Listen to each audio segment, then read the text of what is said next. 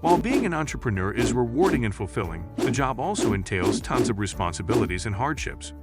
From operating the business on the back end to promoting the business in front of others, entrepreneurship also covers a huge spectrum of tasks, so it's inevitable that a few people are mistaken about what an entrepreneur actually does and what they're generally like.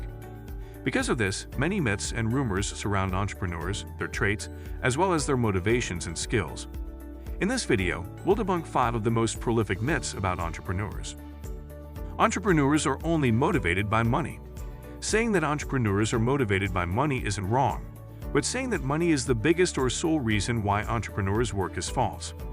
There are way more stable occupations that offer a higher income than entrepreneurship, yet entrepreneurs choose to work, as is because entrepreneurship also grants fulfillment and satisfaction, especially if the business, product, or service is one's own.